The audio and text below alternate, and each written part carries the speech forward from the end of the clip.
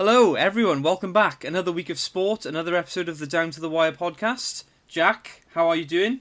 I'm really good, I am. I'm really good. Good. We've got another good episode full of interesting sport from the previous week. Are we ready to crack on? Yeah. You know what? We can even double down and talk about a bit from last week because we didn't even do a review of the Bahrain Inner.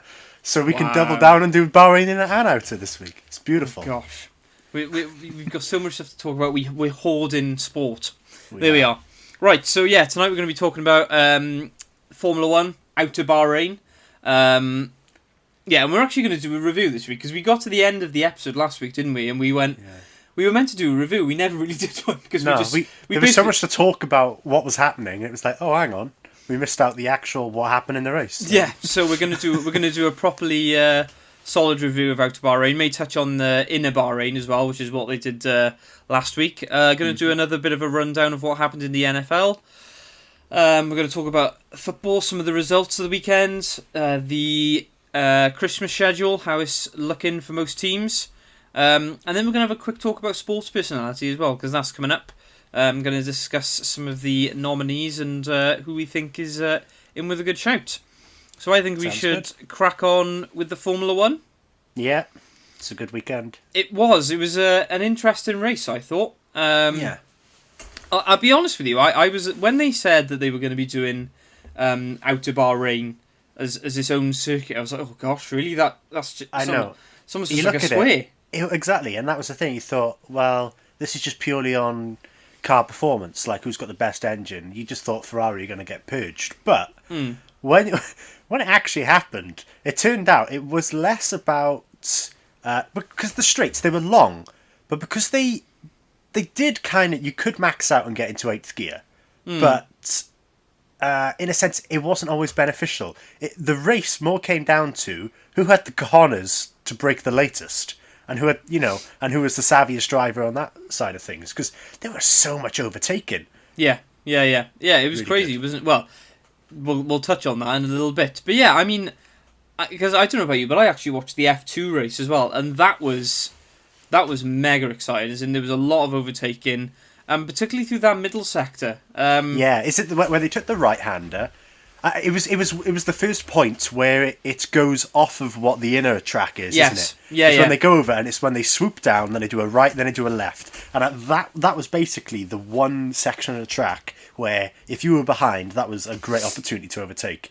If you can just get alongside them enough going into the left. Yeah. Once it came to the right to go back to the left, you were in a really good spot to give. Yeah, you were laughing really. I guess we'll start at the beginning. Who'd have thought? Yeah, lap one. Odd, a little bit of a weird incident, I thought. The Leclerc, Perez and Verstappen. Perez, wasn't it? Yeah, whose fault would you say it was? Or was it anyone's fault? Well, it's interesting, actually, because initially I thought that Perez just hadn't given enough room. Mm-hmm. But then as the replays showed on, you could see Leclerc kind of locking up. Mm-hmm. And there was a little bit of like, well, you could argue that if Perez had given a bit more space... Then, well, that's what I thought. Yeah. When I was watching it, I was like, Leclerc's going to get the blame because it's him who sort of dives up the inside. But I thought Perez should have given him more room. I thought, because you look at Bottas, he was like, he can see there's a car there. He's going to stick to the left-hand side. He's going to at least respect there's somebody there. But... I guess the politically correct answer for me is that it's 6 of one, half a dozen of the other. I think... Well, look, I guess the way I see it is this. Perez should give more space. But equally, if you're going to go up on the inside, you can't afford to lock up because then you are just going to plough into the car that's on the outside of you. I mean, tell you what, Verstappen was incredibly unlucky because going into the turn before it, he was sandwiched between. Then he went, I'm going to back out. I'm going to be the sensible one. I'm not going to cause a crash. I'm going to back out and stay in this race. And then he gets through that turn. Then they go up to the next turn and he's sandwiched between two people. He goes, I'm going to back out. I'm not going to get involved in this. And he doesn't get involved with it.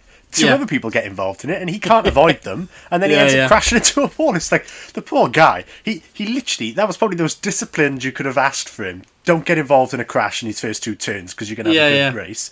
And it's like, well, he hasn't got involved in a crash, but other people have got involved in crashes, and have basically cost him his race. Yeah, I mean, I guess it was a bit weird, because he kind of just went around the outside, and I'll be honest with you, watching the replay, I don't think he realised that the gravel was there because the gravel and the tarmac were like the same colour. I thought that exact same thing. I thought you can see where the end of the track is, but then even when you watch it on the replay, I was like, oh, there's the wall. Why on earth is that the same colour as the floor? I don't know. But it was just like, well, he's crashed, he's out. You could not see the difference between that wall and that floor. Yeah, so a bit of a weird one. I guess, like I said, if you're asking me, I think it's probably a bit of a 50-50 in terms of the blame. They seem to suggest that, because I think Leclerc got a penalty in the end, didn't he? I think he's got a 3-place grid penalty for next week.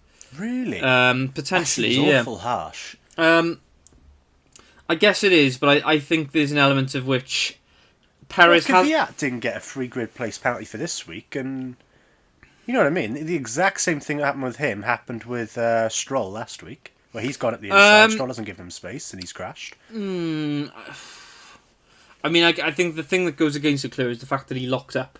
Because I think as soon as you lock up, you are putting your own car and the other car at risk, aren't you? Because you're basically just running that car wide. But yeah, bit of a weird one. Yeah, I guess we'll move on to George Russell next. If you've been living under a rock, George Russell got his drive for Mercedes this weekend, not Williams, as Lewis Hamilton's got coronavirus, we can't race. So old Toto pulled in a few favours by the sounds of things. I felt so bad for him. Like, it was like they had a kerfuffle with the pit stop, but we'll get to that later. But it was just the fact that he had that. He came back out in 5th. Redid it all pretty much, got up to 2nd, and it was looking to bear down on Perez. Then he gets a puncture, and you're like, he's down in 15th. It's like, what's this kid got to do? He's driven the perfect race, and he's still come away with 1 point. Well, no, it was actually 3 in the end, wasn't it? Yeah, I think it was 3 in the end. But yeah, I mean, I guess we'll discuss the intricacies of how it all went wrong later. But I mean, yeah, like you said, Russell looked very comfortable, really comfortable. It looked like it was his seat. Yeah, I can't. I mean, if he's beating Bottas, he was beating Bottas. Like, if all things were neutral and there was no palavers going on, even though there was palavers, he still ended up ahead. But that was a little bit unfortunate on Bottas' side. He was faster than... he was faster than Bottas in every session, apart from practice session 3 and the qualifying. But it's interesting, because I saw a picture the other day, and it said... it was basically discussing, how people were saying, Russell has been in the car 1 race, and... he's done this, and therefore it shows that Hamilton's not the greatest, and like... Oh, I don't know about that. Well, this is the thing. As in, look, I think this might be a little bit of an unpopular opinion, so I'm going to warn you. I think it was very unfortunate how it happened, but in a weird way, I'm almost glad that Russell didn't beat Bottas. That's egregious. How could you say that? For a couple of reasons, I feel like if he had beaten Bottas, I think it would have just killed him. I think, as in, how can you recover from that? Yeah. And look, Russell. Look, at the same time, do you not think Bottas kind of needs to pull his finger out? I'm not saying he's. To be fair, though, he's not particularly been great. I know, obviously, this weekend it really wasn't his fault, really, but still, it's like. He's not really challenged Hamilton a huge amount. He's not, but as in, the way I see it is Russell will have his time. It's as simple as that. I think, basically, it's interesting because I think this race is confirmed that, like, I think as soon as Hamilton goes, Russell will just slot in. I think it's as basic as that now. Yeah. Before, there would have been... Bottas? Do you think he'd slot in? Do you think he'd slot into Bottas's if Bottas goes first? We're saying that we're not guaranteed that Hamilton's there next year. No. Well, this is the interesting thing. I mean, I guess I'd be surprised if they replaced Bottas. I mean, look, the bottom line is this: is that Bottas is like, for Mercedes, he's like the perfect wingman. As in, like, they tell Bottas to do something and he does it. Sometimes to his own detriment, I think. Mm-hmm. But I don't know. I can't help there was an element. I thought George Russell was good. I feel like Bottas didn't do a massive amount to make it hard for George Russell, as in you just have to look at the start. It was weird as well, because like it seemed like Russell and Bottas got a fairly similar start, and then almost in the second phase of the the beginning, like Russell just seemed to just leave Bottas for dead. Yeah, well, it was the ultimate flex was when he was 3 seconds up and he said, "When can I start to push?" Yeah, it's like good. Yeah. So Bottas is here and he's probably trying to keep up, and he's like, "Yeah, do you want me to push now? Just let me know." Feel like there's a bit of mind games there. Yeah. But you gotta love it though. Gotta love a bit of games. Like that. We'll come back to a bit of Merc discussions because obviously there's so much going on that weekend. It went. Went all a bit belly up, didn't it? But there we are. Just a bit of a general one. What did you make of the shorter laps? Because it was a long laps, wasn't it? Wasn't it 87 laps, something like that? 87, but the lap speeds were all under a minute. So on the paper you go, this is. I mean, it was a very quick Grand Prix. If there wasn't the safety car, I mean that thing would have been over in just over an hour and a half. Yeah. That was a very fast Grand Prix. To be honest, I liked the circuit. I don't think I liked the sub-minute laps. It doesn't really test driver quality if you've only got to master 4 turns. Like, do you know what I mean? It's that you're doing a qualifying and it's pretty much just the car. Yeah. Because it's that you've only got to nail 4 turns once, and then you've got a fast lap. Like, to be fair to Leclerc, that was an epic performance to get 4th on the grid from qualifying, especially with that car, because it really wasn't that great for the circuit. But, yeah. I mean, it was quite funny as well, because I think by about, like, I can't remember if it was, like, midway through the race, like, Russell, who was in first, had lapped like half the grids, and I thought that was going to become a really big issue, with the fact that he's going to be lapping some people who are lapping somebody else at the same time. Well, they said that Fittipaldi was going to get lapped twice, no doubt. They said that it was almost like they'd end up like lapping 1.5 in terms of the grid, so they'd go around the whole grid and then kind of come back to the slow people again. Which I guess is probably an issue when you have such a short lap, isn't it? You can make a Grand Prix with that style and all those sort of particular turns and make pretty much Monza 2.0, but you can make it longer. Like I'm not against them doing it again, but I also feel like maybe add a little bit more in, because it's just too short of a circuit. Yeah, good for racing, but not great for not great in the overall viewership for like qualifying and all that, because it is just 4 turns. Yeah, I agree. I mean, for me, this race kind of summed up 2020 as a year. Really, to be honest, it was just stuff happening everywhere. And it was great to watch, though. Like, it was almost just who could do the most gambling and get away with it. I mean, apart from Mercedes, should we talk about that pit situation now? I mean, I feel like it's a good time as ever, because there was just so much going on. It was like, so. They both had pitted onto the hards. Then a safety car came out, so they tried to double stack. And I think after this weekend, I wouldn't be surprised if they say, if we're going to double stack again, let's get it right, because they butchered it. Absolutely butchered it. And it wasn't just the fact that they messed up one of them. They just absolutely destroyed both of their drivers' races. And to be honest with you, I feel like sometimes Mercedes try to be a little bit too clever. Yeah. And that was one of those times where you're like, what are you doing? Like, what are you doing? In a sense, they've tried to get them both in during the safety car before they have to do it. You know what I mean? You can kind of see the logic of doing it, but at the same time, it was clearly they have not practiced that enough to do it. Because what happened was Russell comes in, and they take all his tyres off, and they somehow mix up who they double stacked, and they've ended up putting Bottas's tyres onto Russell. So Russell then goes out, Bottas comes in, he's already been waiting about 2 or 3 seconds, because they were too tight to get a double stack off, super fluid. And when he gets in, 3 of the tyres go on correctly, and the 4th guy's like, hang on. These are George Russell's tyres. Yeah. So he's just ended up putting on George Russell's old tyre straight onto Bottas's car. And they were like, how's that happened? And it's because they've just put Bottas's tyres on George Russell's car. So then they're like, right, so they take off all the tyres they've just put on Bottas, and he's been sat here for about 20 seconds at this stage, which is awful. The brake pad's on fire, and then they've just chuck the old tyres back on.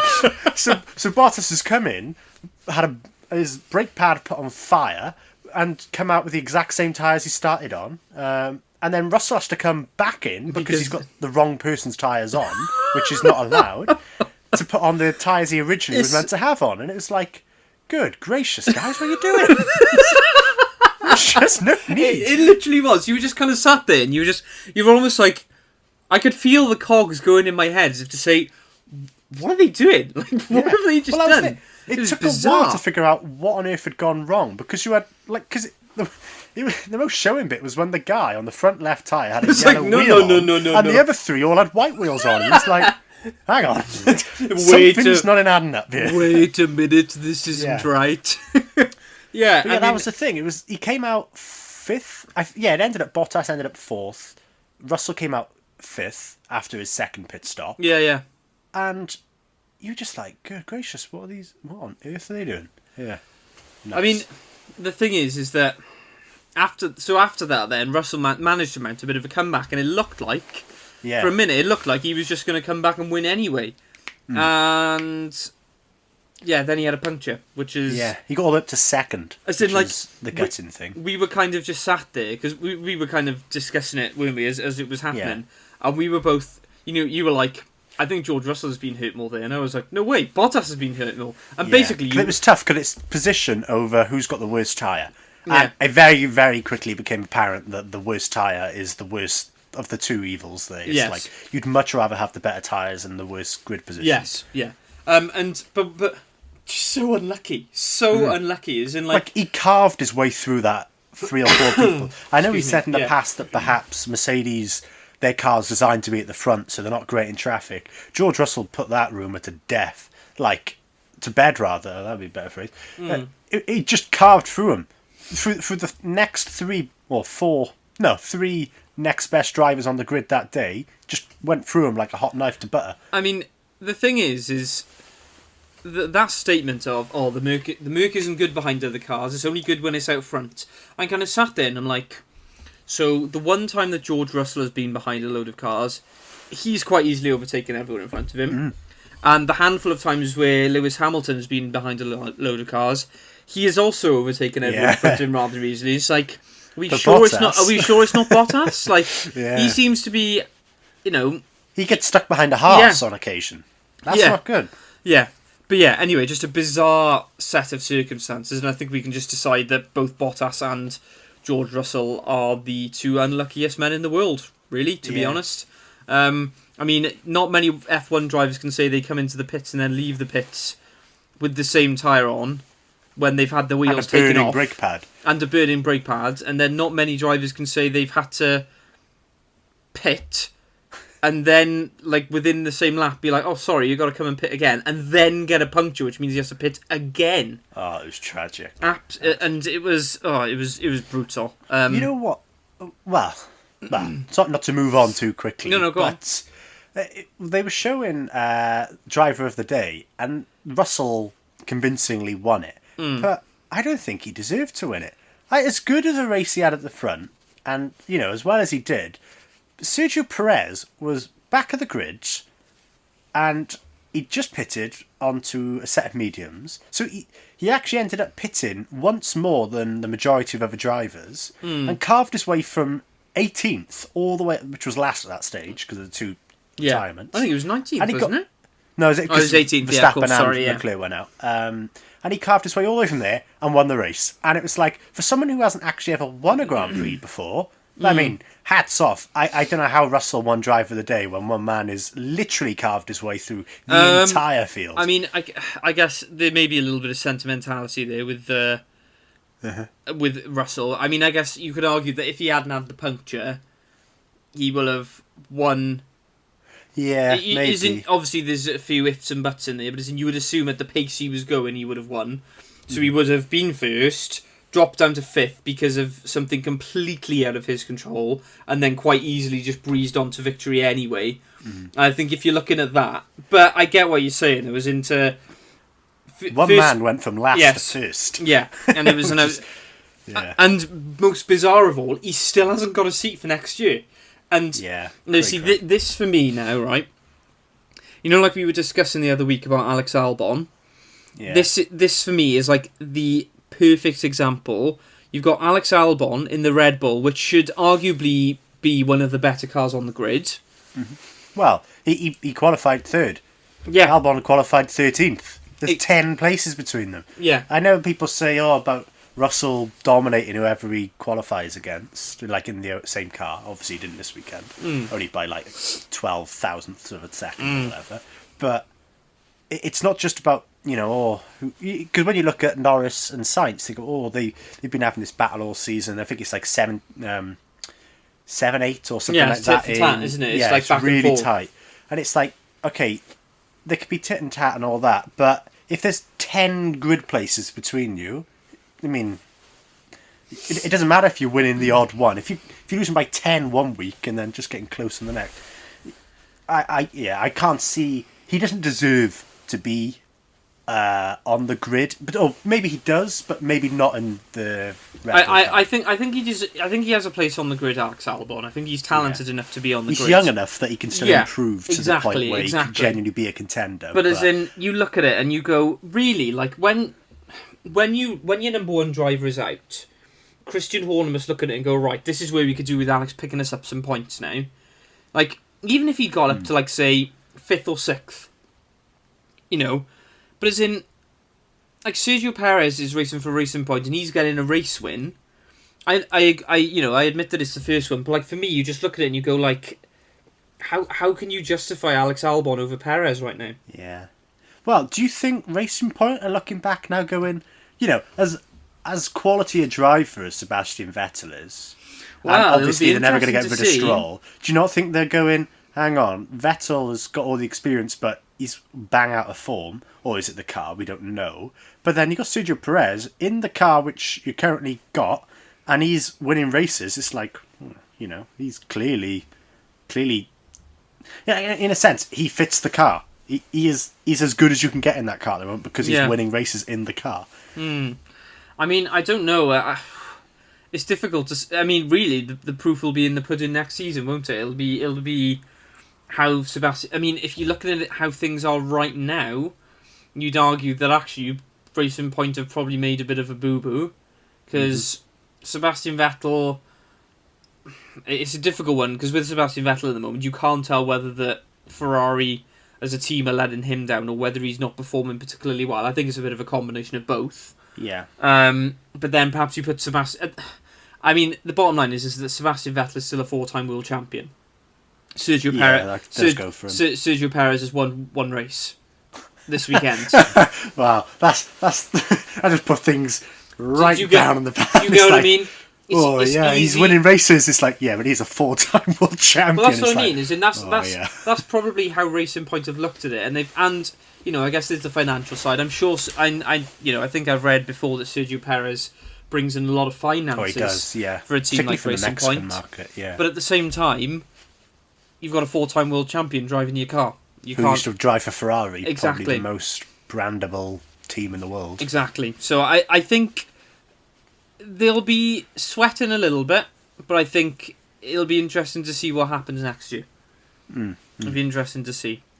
Right, so we've put thoughts on Out of Bahrain as a circuit. I guess we've kind of discussed that already, haven't we? Yeah. It's a decent circuit, it's just not long enough. No. Like, it was probably one of the most exciting races to watch all season. Because as much as I enjoy the technical aspects of going through the windy areas and all that, there's something cutthroat and nice about straight line circuits, basically, or where it's all about outbreaking your opponents. Because when you've got the windy ones, you don't tend to get many overtakes because there's not as many opportunities. You can block off a lot easier. There's not huge swathes of track to drive onto, but good circuit, but a bit short. Yeah. I mean, I guess then we can compare it to like Inner Bahrain, really, can't we? Because it's the same. And to location. be fair, the inner, I mean, we didn't say it last week because we forgot to, but I mean, talking about the inner Bahrain circuit, I was beyond bored watching that Grand Prix. Yeah, and I should clarify. When I say inner Bahrain, I mean like the normal Bahrain in inverted commas, the one that they usually do. The one that they've just done is kind of not normal for the Formula One season, obviously because of coronavirus. We've got the extra race, but yeah, it wasn't. Well, I'll be honest with you. Bahrain is one of those weird ones because it's not one of my favourite circuits, but I think one of the races I've enjoyed watching most is from Bahrain. Mm-hmm. But I don't know. I almost think that final straight is almost a little bit too long. As in the home straight. Yeah. And it goes into a hairpin. If it didn't go into a hairpin, like what was great about the outer one was where it went off a little bit. That you could almost take that chunk of track and you could put it at turn 1 almost. And rather than having that hairpin which swoops to the left, which swoops to the right, don't even have the hairpin. Just go swoop to the right, swoop to the left, swoop to the right again. You know what I mean? You don't make it a sharper turn, and it just leads to way better driving. Because at the moment, when you have a hairpin, you can cut people off very easily. Yeah. So it doesn't lead to a sort of drive to the next corner. It's like you're already behind to start the corner. I mean, I guess if I were putting it this way, if they said, oh, do you know what, next year we're not going to do the normal Bahrain circuit, we're going to do Outer Bahrain instead, I'd be like, yeah, okay. Mm-hmm. Which, to be honest with you, is quite surprising, because like I said at the beginning, you know, when they first announced that they were doing Outer Bahrain, I was like, oh, really? Surely there are other circuits you could go to instead of doing not only Bahrain twice, but Outer Bahrain, which is basically like an oval. Yeah. But it was actually really good. So I think, you know, like a couple of weeks ago we did, you know, which ones of the new tracks should stay and which ones should go. I would quite happily see Outer Bahrain again, actually. Yeah, me too. I don't know. I'd happily see it replace inner. You know what I mean? And just say, don't bother with the inner one. Clearly it's not as good as this outer one. No. That's such an exciting Grand Prix, that one. I guess just briefly then we'll touch back on Russell then. So are we saying that he's the heir to Hamilton's throne? Do you think? He I wouldn't say he's as good as him, but not yet. What I'd say is he's the next best thing. I agree. There's nothing out there which you'd look at and go, that's more promising or more dominant than what Lewis. I mean, apart from Max Verstappen, I think if you were to sort of did like a power rankings of Formula One drivers, I think you've probably got Hamilton, Verstappen, and then it could be anyone from Russell, Leclerc, Bottas. But you know what? It was so nice. It was nice to see Russell in a car that was actually, you know, because when you think of like that little gaggle of drivers, you've got Lando Norris, Alex Albon, Charles Leclerc, Max Verstappen, George Russell. And out of those ones, George Russell normally, by far, has the worst car. Like, the Williams is just a not very good car. And it was quite nice to just see George Russell up there, really. I still think there's a little bit of a technicality, because I think a lot of people are like, oh, well, George Russell's driving the car for the first time. It's like, yeah, but let's not forget, he's done a lot of testing for Mercedes. Yeah. And, like, I read numerous articles in the past couple of days where, you know, it kind of discussed how George Russell had done, like, I'm pretty sure he did pre-season testing with Mercedes this season. So as in, I'm pretty sure he's already, maybe not this season, but as in the last 2 or 3 seasons, he's already driven the Mercedes. So, you know, it's not totally alien to him, but at the same time, you know, as in, it was a stonking performance, and he was just very, very unlucky in the end. Yeah, you could see it on his face afterwards, that's going to be the most dejected. Oh, he was devastated. If it wasn't an 87-lap race, if it was a 100-lap race, I wouldn't have been surprised if he'd have gone on a charge and ended up on the podium. Yeah. It was just the fact that puncture came with about 8 laps to go. Well, and it wasn't even that as well. Over. If you think about it, if he had just had the puncture, he may well have been able to recover a little bit. Yeah. But it's the fact that he'd had to pit twice already, and then he had to pit again to compensate for the puncture. So, I guess going on from that then, do you think we're heading for another season of Merc dominance next year? I mean, I'll be honest with you, I can't really see it any other way at the moment. Unless McLaren and this new deal where they get the Merc engine really pull out the stops. And they'll have Danny Rick as well. Yeah, which is that's exciting. the only way I could see somebody competing with them. Or Yeah. if somehow this Honda engine in the Red Bull car gets good, I could see them. But Is I it- mean, you can count out Ferrari and a Ferrari. lot of teams like that. So yeah, Renault's probably not going to challenge them next year. Is it next year that Red Bull lose the Honda engine, or is it the year after? You know what? It might be next year. Actually, that's the thought. So, in which case, you'd assume that Red They're Bull going to get. they'll probably have you the know- Renault engine. Do you reckon? I don't think. Well, Cyril will say that. Well, there's a regulation that the team that provides the fewest amount of engines has to provide that team with an engine, which means that Red Bull would have to use the Renault engine. But they, of course, Renault would just be making an engine. They would not be helping them in any Oh gosh, no. It's way like at all. as in Red Bull would be a customer team just like any other team would be. But like before, it was almost a collaboration when me. like Red Bull would dominate. Yeah. It was like, okay, how can we intermingle this engine and this car in the best way to get the best performance? Now it's very much, here's an engine, you change your car to meet this engine. We're not going to help you. Yeah. I mean,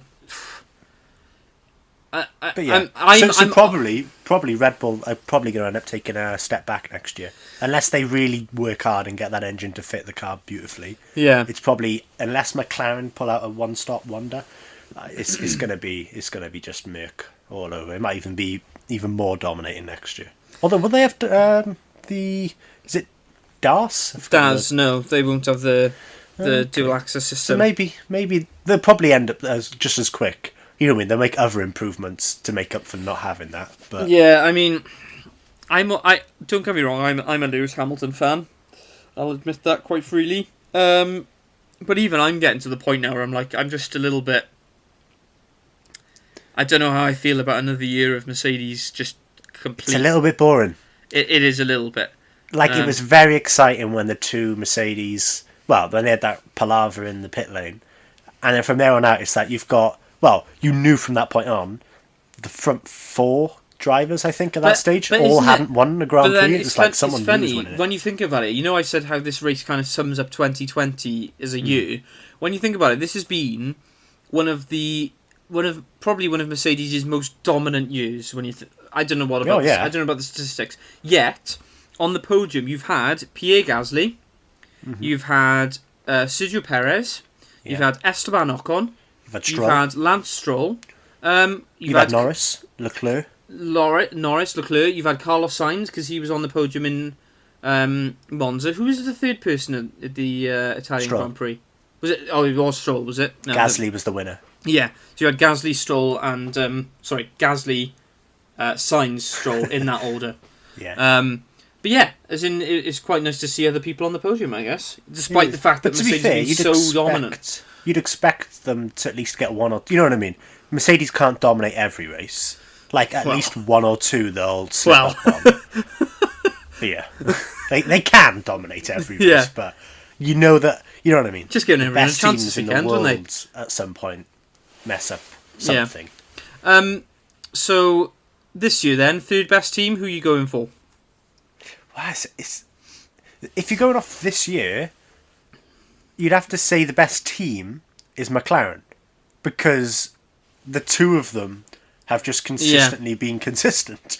But when you look at it, you could say, when you go for just drivers, you know what I mean, you can almost say Leclerc's dragged Ferrari into the discussion, or Ricciardo's dragged Renault into discussion, because if Ocon's not in that Renault car and potentially someone a little bit more experienced is, we could be seeing Renault in third. I don't know what the actual points difference is. Yeah, but you know what? After this weekend, it's probably Racing Point. I mean, at the early stage of the season, everyone would have thought, "Oh my goodness, Racing Point are basically Mercedes 2.0, and no one's going to be able to compete with those four cars." But it almost seemed like they weren't improving the car as the season was going on. No. So gradually, everybody else was kind of dropped improving off. to overtake. Yeah. But it just seemed like this weekend it was like, whoop, we're back. And we're gonna, they're very impressed by this. So it's probably Racing Point's probably the third. I reckon it's probably going to be Racing Point third, followed by McLaren, followed by Renault, followed by Ferrari. Here's it. Yeah. Well, here's the point. is McLaren or Racing Point going to be better with that Merc engine next year? Because they both have it. I mean, the thing that I find really tasty is not only McLaren with a Merc engine, it's McLaren with a Merc engine driven by Daniel Ricciardo. Oh yeah, that's basically Danny Rick in a Merc. Well, it's as close as he's going to get to the Merc, I think. Unfortunately, that's something that I find. Do you not think George Russell and Danny Rick could ever be a combo there? Because I don't think even if Russell is going to be Hamilton's replacement rather than Bottas, I don't think they're just going to let Bottas stick around for the sake of sticking around. I think at some point they'll go, there's better options out here. But then you've got to remember, right, you've got to look at it this way. If they get George Russell, and George Russell finishes first every week, and Bottas finishes second every week, why would they change it? The thing is, I don't think George Russell is going to be a prima donna like Hamilton. Like, in a sense, he hasn't got the clout to be like, you have to pick someone rubbish.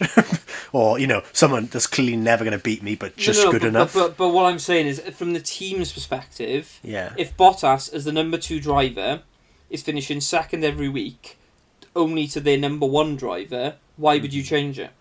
Because he's not.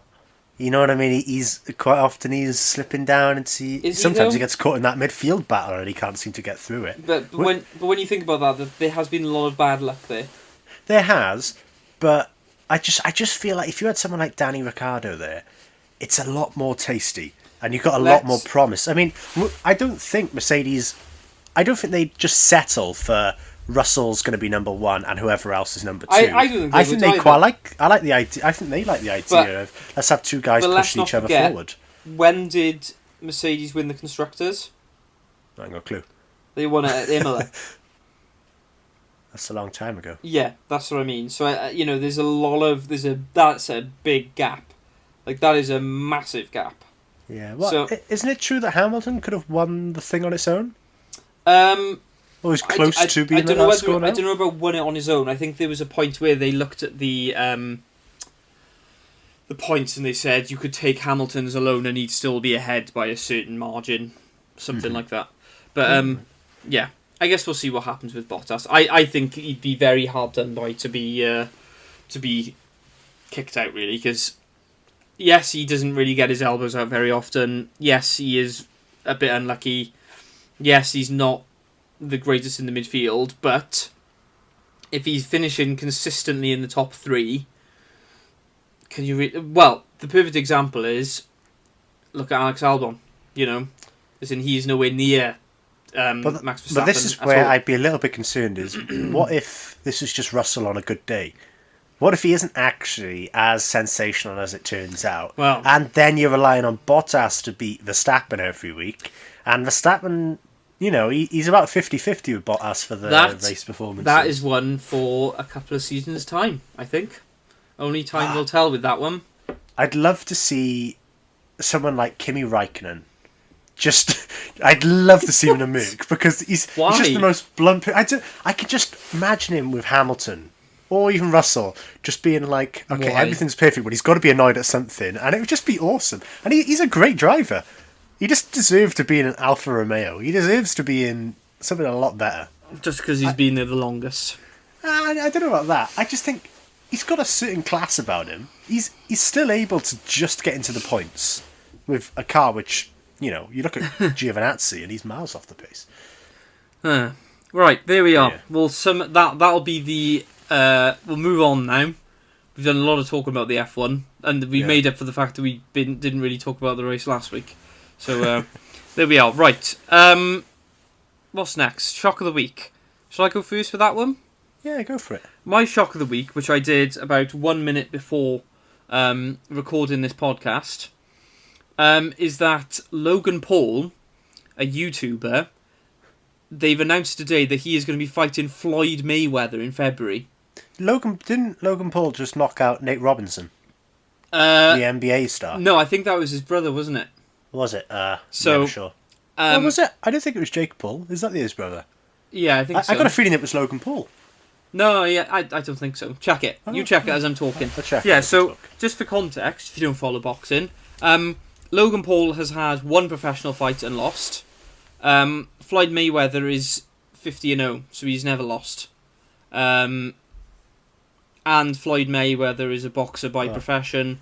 Logan Paul. Jake. It was. Oh, there we are. Logan Paul is a YouTuber. Very athletic by the looks of him, to be fair to the guy. But as in, very bizarre. Some would say very shocking. There we are. Right. Your turn. My shock of the week is the Giants. From the NFC East, the Giants. I think they're actually on either a 4 or a 5 game winning streak. Now, the other 3 were all against NFC East teams, which is why no one's really made any discussion about it. But they just beat the Seattle Seahawks, who earlier on in the season were predicted to make it to the Super Bowl. And this is kind of a big turn up for the Bucs. That's an underdog beating a big team. That it was a shock. Yes. Big shock. Segue to NFL talk. Yes. Review of this week's results. So, obviously, you've just said Giants causing a bit of an upset with the Seahawks. What else do you want to talk about? I followed it this weekend. I didn't watch a huge amount, but I will contribute where I can. So, you said Giants Seahawks. You want to talk a little bit more about it? So, what's interesting about this one is Seattle Seahawks. I haven't got their record up, but they were looking at do you want winning me to get it up while you're talking? No, that's all right. Okay. It's just on my top of my head. But they were top of the NFC West. And the Rams have been on a bit of a charge in that division. And that's the division I was saying about everyone's sort of beating everyone. So none of those teams are going to end up being the number 1 seed because they're all purging each other of wins. Yeah. But what this result has meant is the Seahawks are now no longer the number 1 team in the NFC West. The LA Rams are. Okay. So that's dropped them out of... So the way the seeding works for the playoffs is the first 4 teams, they're based on the record, but they can only be division winners. And then the next 3 are playoff teams. So regardless if a playoff team... Sorry, the other 3 are wildcard teams. Sorry, I said that wrong. And regardless of what those wildcard teams' records are, they can never be seeded higher than one of the division leaders. No. So what you're saying is you could say like an East, the winner of the East could have a terrible record, but because they won, they are automatically in the top 4. They will be 4th of those 4 at the top. Yes. So they'll still have to play the best wildcard team, which might not be beneficial, but they will be at least be able to host the game rather. It'll be at their stadium. Yes. But what's interesting is because the Seahawks are no longer the leaders of the NFC West, they've dropped down to the 5 seed. They have the highest record of all the other teams that are in the wild card sort of situation that aren't division winners. Okay. And it means they are currently lined up to play the New York Giants in the playoffs. Oh. And it's like, hang on. So they've gone from being the 2nd seed, I think it was the 2nd seed, and they would have been playing the worst team that made it into the wild card situation. So that would have been someone like the Arizona Cardinals, a team which they've lost to already this season, but a very good team. Instead, they're no longer a division winner. They're just a wild card team. So they're going to play against the Giants, who are going to be one of... I think they're going to be the only division that's going to have a division winner that has got a negative record at the end of the season. So what we're saying is that in being worse, the Seahawks will fare better. By losing, they've won. It's like they're going to end up in a better position for it. Amazing. That's a strange one. That's a weird thing to start. That's very odd. Yeah, that is very weird. The Jets, sticking in New York Jets, almost got their first win of the season. It now looks like they're not going to get a win this season because their next, I think it's 3 teams they got left, are all playoff caliber teams. So it doesn't look like they're going to win one. So they're going to be the 3rd ever 0-16 team. I think 3rd. It's either 3rd or 4th. Oh, 0-16. My word. But the thing is, they were leading. I don't know how many they were leading by, but I think the Raiders needed a touchdown. Okay. And there were 9 seconds left on the clock. And for whatever reason, the defensive coordinator, Greg Williams, decided to blitz. Now, if you don't know what a blitz is, imagine you've got 11 guys on defense. You've got your 4 who usually sit at the front, and they're those guys you always see pushing with all the other ones. It's basically just like a scrum, those guys, really just aggressive. And then everybody else is sort of, some of them might do maybe they'll get involved in that little bit of a scrum. or they'll sort of drop back, and if somebody's running who's one of those eligible people to catch the ball, they might mark one of them or stick on them. A blitz is when you basically send everybody to get involved in this scrum, or apart from like 2 people.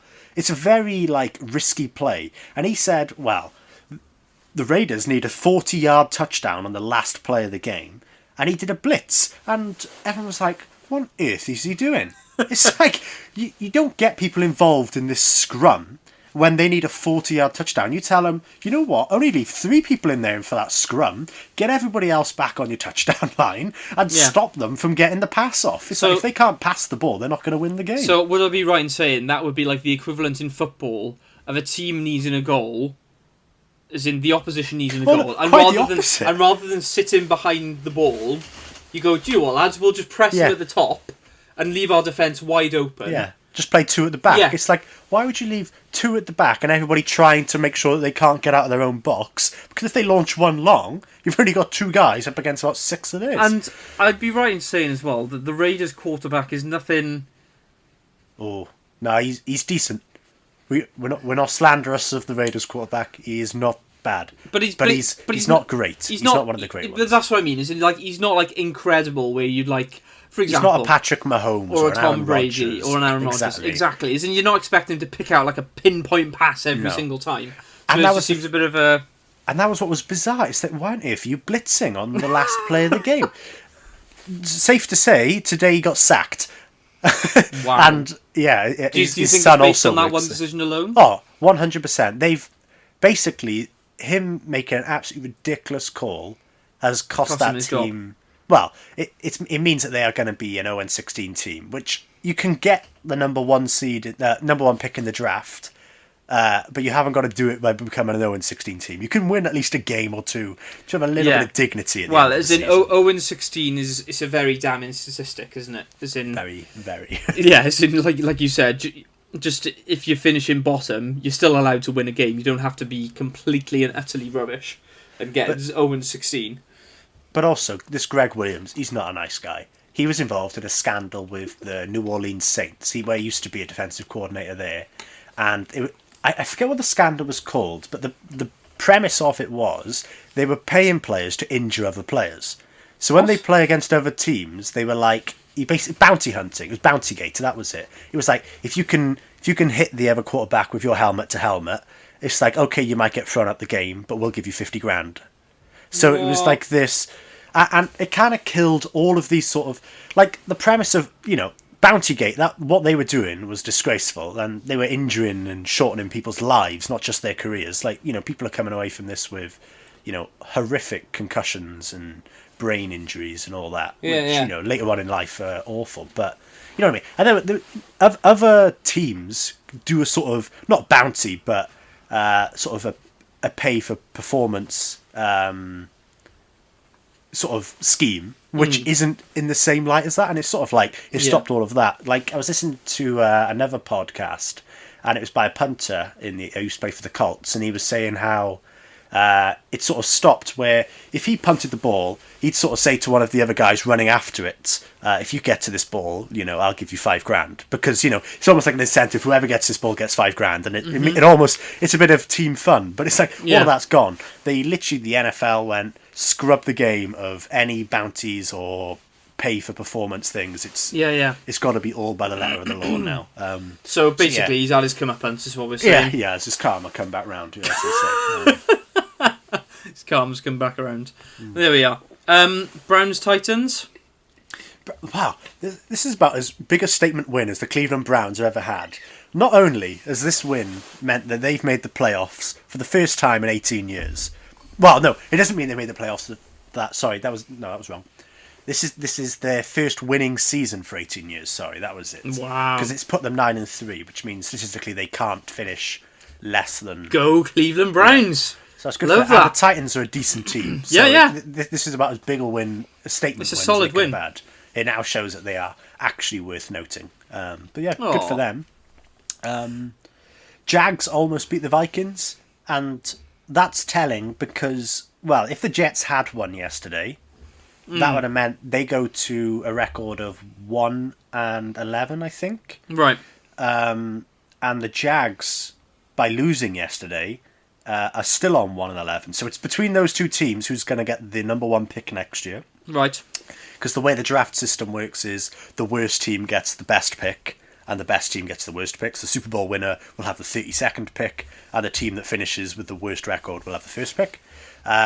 So it was almost a day where the Jets kind of won by losing, because it meant they maintain it on their path to getting the number 1 pick. But the Jags clearly don't have an interest in that number 1 pick, and they're still out there trying to... I mean, they're out of the playoff picture already, but they're at least giving teams a hard time. Yeah, respect that. That. Where are we going next? What was the next game you want to review? One more game here, and it's the Patriots and the Chargers. Chargers have officially been eliminated from the playoffs. So, well, not the playoffs, but from playoff contention, with a 45-0 loss to the Patriots. That's big. They got battered. You don't often see a team get held to nothing, but they got really hammered this weekend. That's probably about as big a scoreline as not in terms of what the Patriots have scored, the biggest difference in scoreline.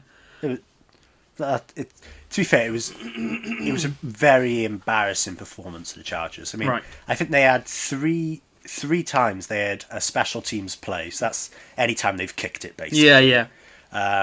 And one of them, the Patriots were going to punt, and the Chargers special teams came out, but 12 men came onto the field instead of 11. So it instantly gives the Patriots 5 yards, and it meant the Patriots didn't have to kick because they made the 10 yards they needed to keep the ball in their hands, to move the chains, as they say. They had another one where they were kicking for 3 points at the end of the first half, and it gets blocked. And not only that, one of the team that blocked it, the Patriots, picked up the ball and ran it to the end zone. So that was... And then there was another one as well, I think similar to the one earlier with the 5 yard thing, and it was just good gracious, like the special teams unit really got ruined. So basically, 45-0. Basically, you could put like 3 of those touchdowns down to Chargers errors. Yeah. Wow. Okay. People. So good performance from the Patriots, but also probably a rather disappointing one from the Chargers at the same time. Yeah. There we are. And big Kansas City Chiefs. Yeah. Well, it was a very tight game, but they won. Rolling on. Tyreek Hill with one of the best non-look catches I think I've ever seen. Did you see that? I didn't see a non-look catch. I saw he had bounced. one play. The one that bounced. Yeah, have you seen that? No, I haven't seen that. So it bounced. I don't know whether it resulted in a touchdown, but basically Mahomes threw it to the end zone.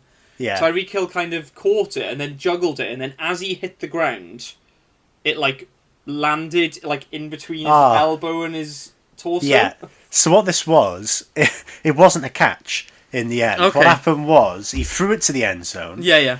And the ball sort of gets battered, and neither player can see the ball anymore. And then it does end up in Tyreek Hill's hands, but he rightfully assumes it's touched the floor at some point. But he had it in his hands. Yeah. So it's just like everyone was like, oh, okay. He runs to the sideline. He said, yeah, I didn't catch it. So they just move on from it. And then the replay was a little bit slow, but when they showed it, it was like, hang on, he's caught that. But they'd already punted the ball by that point, so you can't go back and change it. But so it was a touchdown, a 40-yard touchdown, which didn't get counted because the replay wasn't up quick enough to see if it was or wasn't. And the next play had gone on. It was a really bizarre situation. I wish VAR was like that with football. Just like, we've carried on now, let's just forget about it. Make things a lot easier. There we are. So I get, that's the NFL rundown this week. Yeah. Very comprehensive. Well done. Thank you very much. Nice.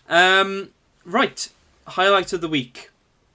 Mine was Perez getting his first win in F1. I mean, Can't you see the that. flack that Hülkenberg gets for never getting a podium. Yeah. I can't imagine the euphoria when you've had I think they said 197 races or something. And I'm pretty sure he's he's like the man with the most races to have not won or something crazy like that, isn't he? Yeah, I don't know actually, but I wouldn't surprise me. He's been in there for so long. If he's not the most, he's one of. He's up there with the driver who's had a lot of races and not won. Mm-hmm. My highlight of the week was Dominic Calvert-Lewin's absolutely ridiculously small shin pads. Now, I haven't seen these shin pads. I've seen Jack Grealish's. Are they smaller than that? Oh yeah, honestly, they're so much worse. Let me see if I can. I'll have a look see as well. So, as I'm searching for this, you can segue on to the next topic if you want. Alrighty. I shall. The next topic, rather fittingly to go with your highlight of the week, is football. Hey. You brought up the first question that we're going to go on to, but are Manchester United doing well, or is the table hiding underlying issues? They've had multiple comebacks. Yeah. And does that show good resilience, or does it show that there are underlying problems defensively? Yeah, I mean, I guess when I suggested this, as in, like I said, United have, they've... It's been a bit of a weird one, because, there've been a couple of weeks where you've banterously said, Liverpool aren't going to finish in the top four, and I've been like, yeah, whatever. But the gap between Liverpool and United isn't big. Have you just seen the shin I've just seen the photo. That is ridiculous. They are, it's like a shin pad. As in, it's just for context, people. It's probably like less than the length. It's a bag of crisps in height. It's a bag of crisps. Perhaps it is. Perhaps it is actually a bag of crisps. Who knows? Anyway, sorry. Back onto United. As in the table. Perhaps there's a lot of negative press around United, and perhaps they. I guess what I was asking is it been a little bit unfair? But then on the flip side, you've put a nice little graphic there of points won from losing positions. It's the do or die mentality of Manchester United. It is. We will not break. We're a bend, not break team. No, but on a serious note, though, it seems like. Surely there's only so many times where you can concede and go 1-0 down before it catches up with you a little bit. I get what you mean, but I don't mind it too much because, not to go back to the NFL, but the Ravens last year were sort of the opposite of what Man United are this year, in that they never went behind. No. And in games they did go behind, they lost. Mm-hmm. And games they didn't go behind, they won. I know that sounds really dense, and it's like, well, of course that happened. But what I mean is, when certain teams go behind, they're incapable of adapting the way they play, or their mentality's too fickle to mount some sort of comeback. Oh, but definitely. Man United, they've been that sort of team where, they were talking about it loads on the commentary, whereas they'll always go behind in the first half, and it's just that first sort of period of the second half where they go, yeah, now's the time, let's go on and score a few. I mean, they went 2-0 down to... I can't remember who they went 2-0 down to, but they came back and won 3-2, not this week, but last week. And this week they went 1-0 down to not Newcastle. West Ham, wasn't it? West Ham, yeah, and then came back, and to be fair, Paul Pogba had a lovely goal. It wasn't a strike, to be fair. Came back and 3-1. I mean, you could argue that it was out. Let's not talk about it. It's VAR. Yeah, I think it is. Don't think about it. I mean, I thought it was out, but anyway, let's talk about it. But yeah, I completely get what you're saying. It's interesting because the second team on that table is Liverpool with 9 points from losing positions. Yeah. But how there's an element to which I get what you're saying. It does show your resilience. But it's like, how many times can you keep? To be honest, going it behind? all seems to turn around when Fernandes comes on the pitch. Yeah. Because it was like that first half they were rubbish. He comes on the pitch for the second half and they were dominant. And it was like, it's like, how often can you rest him? It's like, if you only need him for 10 minutes of a game, to get you 3 goals, because that's all the Sims he needs. It's a tough one. You've got to balance because eventually you get injured if you just keep playing him all the time. Yeah. Clearly he's the man. Yeah. I mean, I guess going back to just the United broadly a second, I suppose by the end of the season we'll see whether it's just a poor defensive display or a good trait of the team, I guess. Because I think by the time the course of the season is finished, you kind of you manage to find out whether it's poor. Well, you manage to find out what they're made of, I guess. I'd much rather be a team that gets points from losing positions than loses points from winning positions, because you find that a lot of teams that are quick to get ahead and then they're not very great for the rest of the game. And fair enough. Much rather be this way around. Right, Palace versus West Brom. Palace won 5-1. Is West Brom down already? Like, that's got to be a crushing blow, because Crystal Palace are a team very much like Sheffield United. They're a bit better. Obviously, they're better than Sheffield United, but they they don't score 5 goals. I mean, this is the first time they've ever scored 5 goals away from home in the Premier League. It's like this isn't in their character to do this. So that is kind of a damner on West Brom that they're able to concede 5 goals to Crystal Palace, let alone at home. I think that's going to bury them. I don't know how you can come back from this. Yeah, I think they're down. I think them and Sheffield United you can almost write off now. Wow. Already before Christmas in a shorter season as well. Big statement. No, to be fair, I think there's sometimes as well. There's an element of which, at this point in the season, it is about the table, obviously, but as in like certain teams kind of just show signs. Like last season, you had Aston Villa. Okay, Aston Villa were near the relegation zone at the end of last season. Like when you watched Villa throughout the season itself, you kind of looked at it and you thought, "Oh no, do you know what? I feel like they've just got enough." Whereas you look at Sheffield this year, and it just doesn't seem to be happening for them right now. No. And when you're at the bottom of the table, you're not going to have clean sheets every single game because it's just not going to happen. So what you need is a strike force.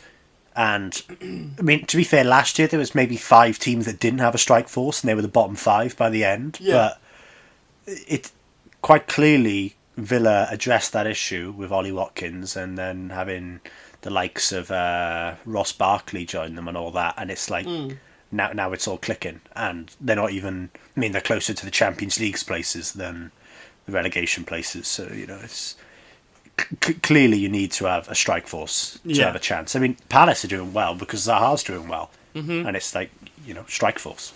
Yeah. Right, other end of the table. Well, I say other end of the table. Other end and middle of the table. yeah, that's so true. Just in case you didn't get that, that's a shot at Arsenal right there.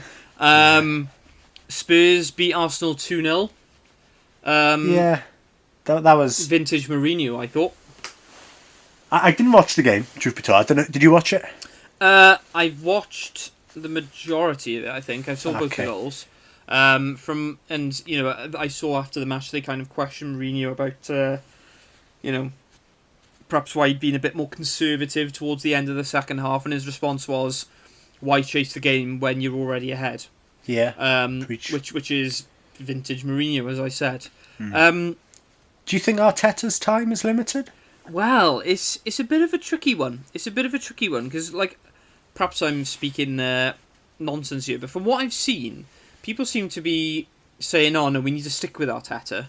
That is, I mean, United have been in this sort of circle or roundabout for a while, where it's like one guy starts to go a little bit downhill, and it's like bin him off. It's like if you stick with someone, but how long do you stick with them? And it's nobody likes to sit on that hot seat of going, we've got to stick with them. With the greatest respect, like you've got to kind of look at where Arsenal are right now as well, and look, don't get me wrong, Solskjaer's had his rough patches. But he's also had his good patches, and that's the thing. And I feel like at no point under... For me, when Arteta came in, he very much steadied the ship. Mm-hmm. He won the FA Cup. Exactly, he steadied the ship, won the FA Cup, won the Community Shield. Steadied the ship, kind of... You could see that he was going for a bit more of a solid... as an Arsenal, be known for this kind of silky passing football, but as a result, is kind of a bit more susceptible on the counter and defensively. Mm-hmm. Arteta's kind of come in and kind of gone, right, no, we need to be solid at the back. We are going to play out from the back, but we need to be solid at the back first, which I've got a lot of time for, to be honest with you. I don't think it's done enough. But there seems to be, it was interesting actually, because I can't remember what coverage I was watching, but they were talking about how the Arsenal strikers and the midfield at Arsenal, it's almost like a bit of a vicious circle. You've got Aubameyang, who isn't been pretty poor this season. Well, but then this is the thing. Aubameyang isn't really making the runs in behind, but then is there a certain extent to which he's not doing that because he's not expecting it from his midfield? Yeah, I remember watching and then one of the games earlier in the season. He was making a lot of runs, and they were never passing it to him. And then it flips around then as well, because then the midfield go, "Oh, well, we're not going to pass it to Aubameyang because he's not making the runs." Yeah. So I think there's a little bit of a... I think it starts with the midfield first, because it's not a quality midfield. No. I feel like it started from them not passing it to him, and then Yes. I mean, no player's going to put in effort if somebody else isn't putting in effort. Like, you're only as good as your weakest player. Yeah. So if somebody's clearly never pinging out these balls to him, and they keep playing sideways balls, it's like, well, why would the player of all the flair and ability go, yeah, I'm happy to keep doing this really self-deprecating. Yeah. I mean, look, for me, I still think Arsenal have got enough to kind of pick up.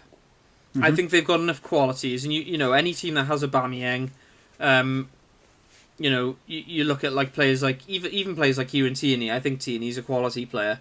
Bellerin, good wing back. They've got enough, but right now it just doesn't seem to be clicking for them, I don't think. Do you think they'd have Wenger back? He still says he supports the Arsenal, and he still considers him as... He wouldn't, really? No. You think it's a backward step? Yeah, I really do. Do you not think he plays the same football as Arteta? No. No, I think... Okay. And to be honest with you, I think, you know, Wenger's been there for so long, as in... I don't know. I think that would be a backward step, personally. Not because I think Arteta's a better manager than Wenger was, but I think as soon as you kind of move on, I feel like you need to kind of evolve, and by going back to Wenger, you're not really evolving, you just kind of... I get what you mean, but regressing. Wenger consistently got them in the top four. And like, Yeah, if, but from a you- Man but United you wanna fan's settle point of for view, that, I'd though. have Fergie back just to steady the ship and then try again. You know what I mean? Yeah, but you don't want to be settling for top four, do you? I get what you mean, but I think any team at the moment would settle for that over being, well, relegation fodder. Wow. No, Shots fired. maybe not relegation fodder, but yeah. Yeah, so on the flip side, Spurs flying at the moment. Yeah. To be fair, they're beating the best teams. Well, this is the That's all you thing. can This ask. is the thing, and I think you know, the first couple of games went by and Spurs were undefeated, and you were kind of looking at it going, oh yeah, but wait until Spurs come against the top teams. And okay, Arsenal on fire and on all cylinders now. It's still a London derby. Yeah, those games are always tasty. Exactly, they're always meaty. They've played City and they've played... They played Chelsea, they drew with them. Yeah. So they've come away from City, Chelsea, Arsenal with 7 points. Yeah, it's That's impressive. incredible. That's As really in, impressive. like if Liverpool did that, I'd be very happy with that. So yeah, I mean, I'll be honest with you. I think whenever it was, I said that Chelsea were probably favourites, but I think looking at how things are going at the moment, I still think Chelsea will be up there because I think Chelsea seem to be building. But right now, Spurs look like the team to beat. I think. Thing is, Chelsea have got a lot more depth. They have got. And a lot I of depth. think that's, as much as I think Spurs are playing the better football, or at least the better performances. Yeah. I think at some point they can't survive with just Son and Kane doing everything on the attacking side of things, and everybody else doing the defending, because the way Chelsea operate is so much more fluid, and everybody gets a touch of the ball, and they got so many defenders, so many attackers. It's like, I mean, Ziyech went down. Yeah. And then on comes Christian Pulisic. It's like, good gracious, what a flex. What a flex. You can bring on Christian Pulisic just for fun. But then Chelsea are in the Champions League. Yeah. Spurs, and I know there's the whole travelling thing with Europa and you're playing on a Thursday night, but as in the quality of football... They've still got to play their good players, because otherwise they get embarrassed, and then it's like, oh, that's even worse for morale. But I don't know, I think if I were a Spurs fan, if we were winning the league, I'd quite happily get knocked out of the Europa in the groups, personally. I'd take that. Yeah, I get what you mean. Yeah, what's the worst It's two levels. evils there? Yeah, It's levels, isn't it? Yeah, I get what you mean. Right, yeah, so basically, if you were asking me to rank the London teams right now, I mean, I'd probably have Spurs at top. I'd have Spurs top, followed by Chelsea. At this moment in time, yeah, I'd agree with that. But as in, still not far through the season. We'll see how things... You still got Arsenal, Fulham, West Ham. Where would you put them? I'd probably put West Ham third at the moment, and then Arsenal, probably. then Fulham. Yeah, as things are at the moment, based purely on form. Yeah. There we are. Right, Liverpool versus Wolves. This one makes me happy. Liverpool 4-0 win. It was a good game. I watched this game. I didn't. Well, you missed out. I've Liverpool, seen the highlights. Yeah, Liverpool played well. Particularly happy for the goalkeeper, Kelleher. Yeah, he had a good save in the first half. He didn't make that save. Well, look, the bottom line is this: Klopp has brought him in because Alisson's injured at the moment, and Adrian plays like he's injured. Yes, I think Klopp may have finally. I'll be honest with you, I was becoming a bit worried that Adrian was becoming the new Lovren, as in Klopp was just going to start having a bit of a blind spot with him. Yeah. But no, fair play to Klopp. He's it was stick or twist. He's twisted, and it's so far it's paid off. He's been really solid. He made a couple of good saves yesterday. So yeah, he played really, really well. Wijnaldum, pretty poor performance from Wolves, I would have said. It wasn't. I wouldn't have said a poor performance, but as in at the back, they just didn't seem to have anything that could stop them. I mean, that first goal was very poor. But yeah. Yes. Oh yeah. The first one was a mistake, and it was just very. It was typical poacher stuff from Salah. I think I wouldn't have said it was a poor performance from Wolves. It was a bit of a nothing performance, as in they kind of, as in Neto. Like every time Neto got the ball, he looked dangerous. But as in, I don't know, it was just a bit of a weird one from Wolves, and I think, I think basically in the end, I think the pressure from Liverpool, Wolves just couldn't keep up with it really. That's fair. Do you think losing Jimenez is? Do you think this is a tale of things to come? Do you think they're going to end up, basically like Everton of last year, and just finish like 10th? Because he's kind of the be all and end all for that attack. He is a crucial player for them, isn't he? I don't know, in all honesty. I would like to think that Wolves have got enough quality to maybe not be fine without him, but get by. When you look at they've got players like Neto, Adama Traore, lots of good players. Ruben Neves. These aren't mugs. They're not a one man team. They've got some quality players. As in, look, Wolves nowadays for me is one of those tricky. It's a tricky fixture.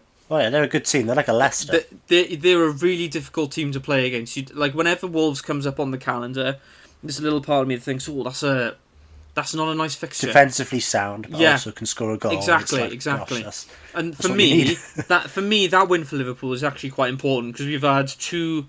We lost to Atalanta in the Champions League, and then we drew with Brighton wrongly because they gave that silly penalty.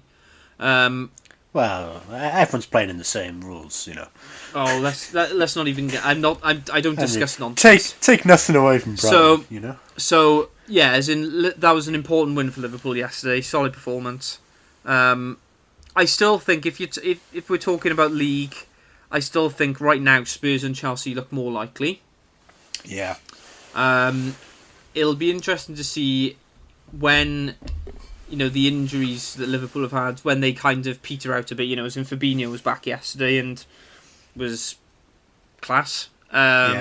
Trent came on and basically created the fourth goal. Mm-hmm. So yeah, lot to be. It's spicing up this top four race it's already. It's going to be an interesting one. It's amazing. It's like Tottenham, Chelsea, City, United, and Liverpool. Is anybody else really? I mean, obviously you could say a lot of teams are in the, points-wise can medal, but looking at, the fact that those five are all off to decent starts. I know obviously United's performances haven't quite been there. Same for City to some extent. United have been a bit up and down, they're up haven't there. they? Yeah, but that's the thing. You've got all these teams that are classically big teams, and none of them are like 5 points off already. No. Everyone's within two of each other, and it's like that's what I mean. This is awesome. This is what people want to watch. Much more than what happened last season. This is going to be epic to watch. As a Liverpool fan, I want Liverpool to waltz away with the league. But in terms of football and as a neutral, you want it to be as competitive as possible, and that's what we're getting this season. And can't really argue with that right now. Right, should we move on from this weekend's fixtures onto slightly more topical things? Sounds good. Christmas fixture list. Christmas fixtures. They've been, well, I don't know if they've just been released, but they've been altered to some extent. Okay. So you've actually got some. This. Well, I haven't seen the actual fixtures, but you've basically you've got a lovely graphic there, yeah? Haven't I just? Basically, it has Jurgen Klopp's moaning and constant complaining about the 12:30 kickoff thing. Has it sort of been huge by the Premier League? Because Liverpool have the highest number of rest days on average between matches. Let's just clarify something right now. When you say the highest, The difference is Liverpool have 4.5 days, and Everton have 2. That's huge amount. I mean, 'cause that's on average. So if you're saying that over a 15-day period, that means Everton. Well, I say 16-day period. That says Everton are playing. I don't know why I started this because I can't do that. I can't work it out in my head. I've butchered this already. Let's go back to 15. Yeah. The Everton are playing 5 games over a 15-day period. Liverpool are only playing 3, or close to 3. Have you seen the little asterisks at the bottom of your glorious table? Yeah. Because that might be a reason I just ignored it. Sorry? I just ignored it. So, for those who are listening and can't see this glorious graphic, it says Everton, City and United, Arsenal, Tottenham and Newcastle, all of the teams who are kind of near the bottom in terms of the...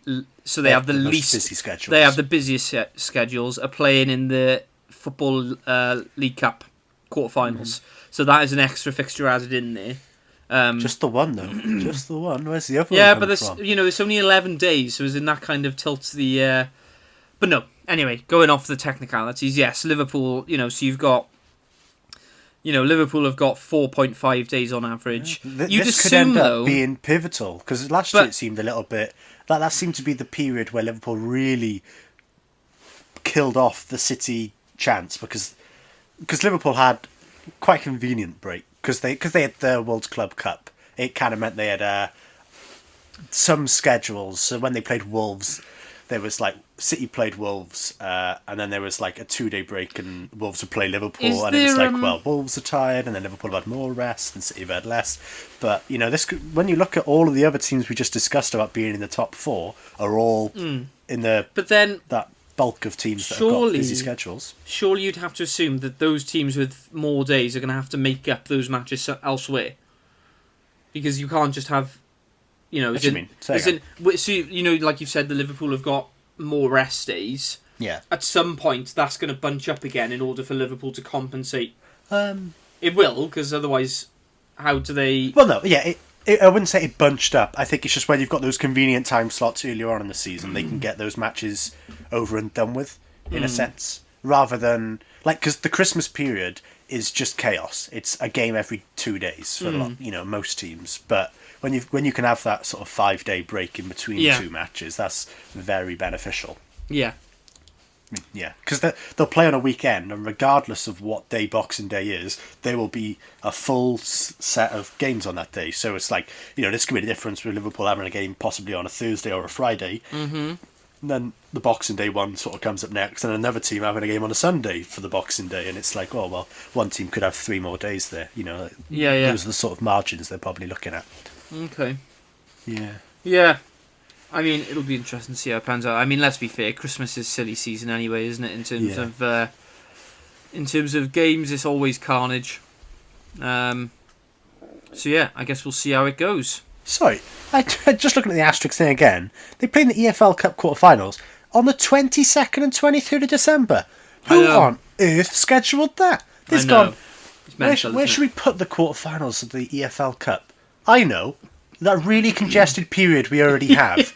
There. Right in the heartland it's baffling, of it. Isn't it? Like, what on earth are they doing? I mean, I'll be honest with you. I've never really understood the Football League Cup as it is. It's only good. It's only good if you win the thing. Yeah. Even if you come to the final, no one cares. No one cares. But particularly in the season where it's all a bit messy anyway. It's like, can we not? Can we not this year? Can we just not? Yeah, but anyway, I'd love to see all the Premier League clubs just 1 year say we are not entering. Literally don't even field the team. Just go. We're not even going to play youth players because it's just silly. We roll how many over. games we play. Yeah, not worth it. Right, should we move on to the World Cup qualifying draw briefly? Yeah, this is beyond relevant. Not relevant, but topical because this happened a couple of hours ago. It happened at 5:20 today. It did. Wow. And we are filming this hot news. Currently at 9:00. So this is straight off the press. I haven't even looked at it. It's that impressive. Right, so let's have a look. See if there are any interesting ones. Should we look for the home nations first? Well, we'll look at Wales because I found Wales. Group E. Wales have got Belgium, obviously Wales, Czech Republic, Belarus and Estonia. That's nice, that. Because, I mean, I'm not going to just push off some teams, but Belarus and Estonia aren't going to do particularly well in that group. You certainly hope not.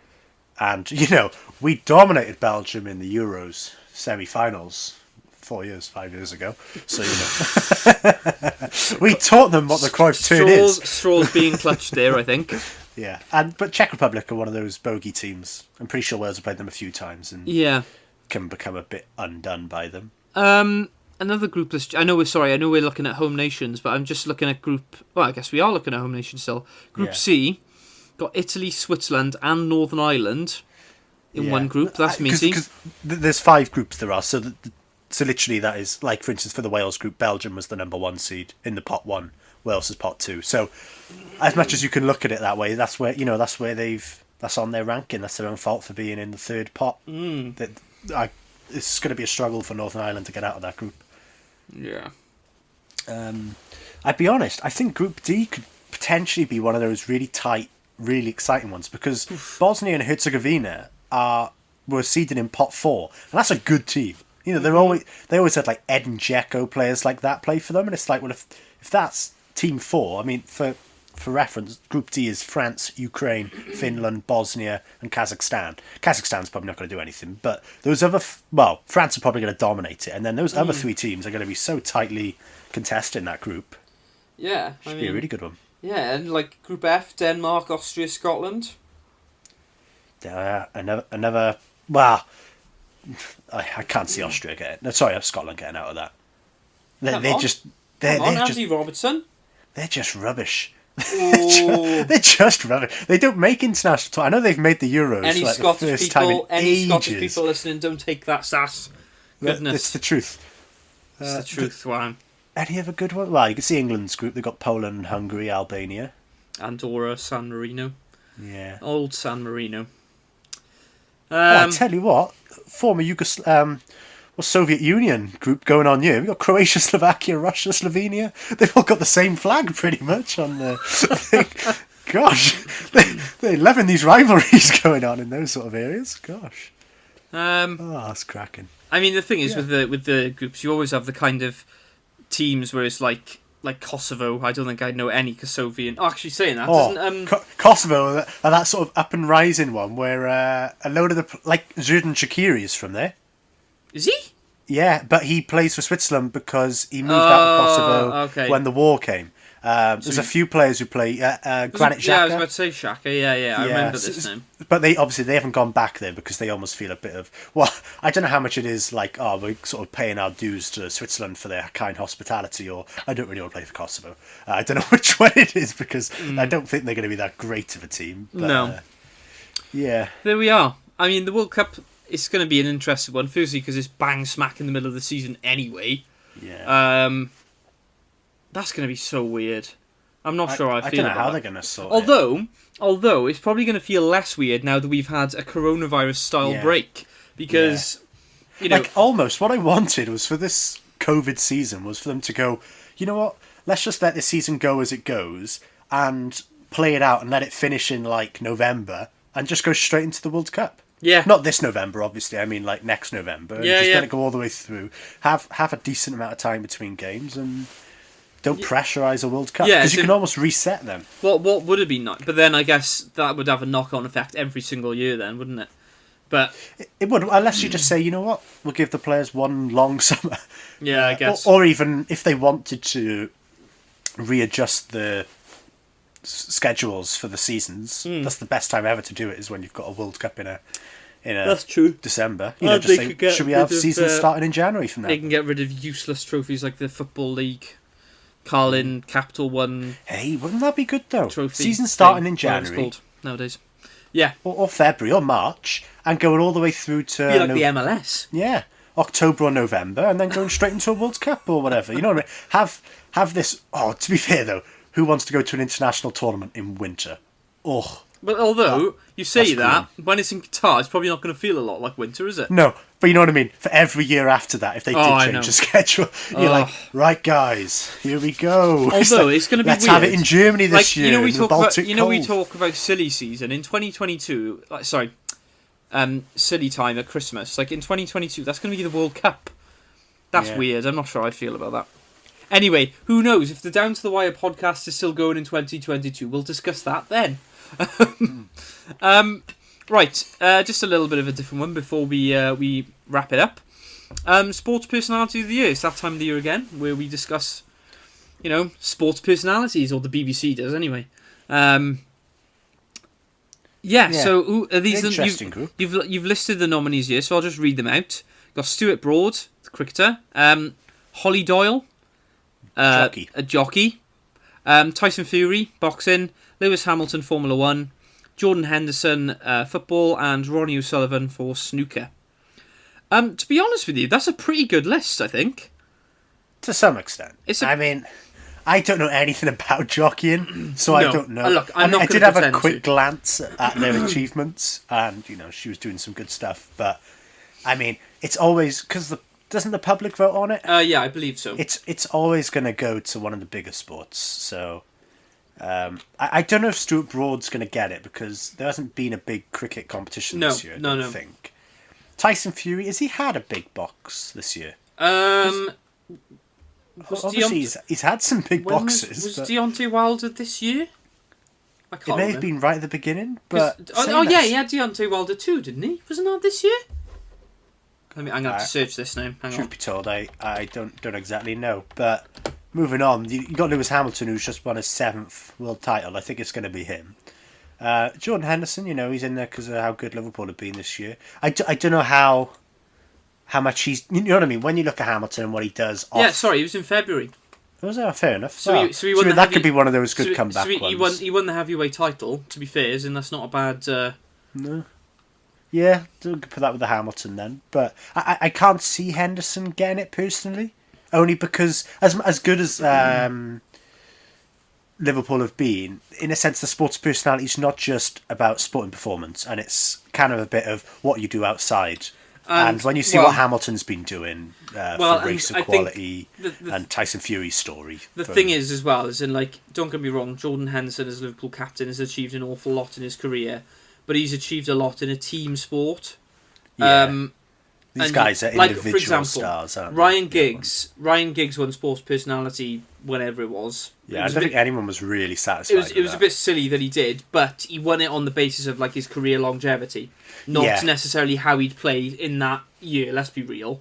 And so, I to be honest with you, I think Lewis Hamilton is in with a good shot because Tyson Fury came out the other day and basically said, if you're a fan of me, don't vote for me.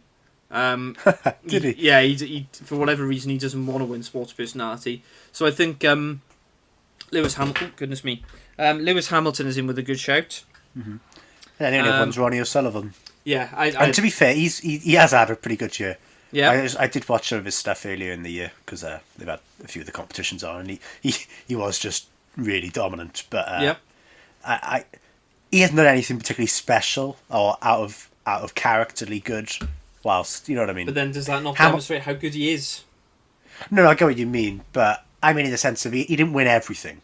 No, I guess that's not. what I mean. But when you got Hamilton and he's he's equal to Schumacher. It's basically putting the crown on him for the year. It's you've won the world title, you've beaten Schumacher's records, you've got the record for the number of poles or whatever it is. It's all on Hamilton to win, basically. Yeah, I mean, it would be a shame if Hamilton didn't win. But then, to be fair, that's still a pretty good list. As in, don't get me wrong, I like sport, but there've been a couple of times in the past where they've done sports personality of the year, and I know one or two, and the others are from maybe some of the athletics or. You don't know them? No, say again, sorry. I'm pretty good at my athletics. Well, I know Greg Rutherford. Well done. You've named one athlete who I'm pretty sure is now retired. Yeah. But yeah, we'll see. We'll see what happens. I mean, if I'm going to vote, I'm going to vote Lewis Hamilton. Simple as that. I join you on that. Cool. Right. Before we wrap up, we'll do our stat of the week. Shall I go first? Yeah, I can do. I'm back to Dominic Calvert-Lewin with his dinky shin pads. He has now scored more goals from inside the box than any other player in Europe's top 5 leagues this season.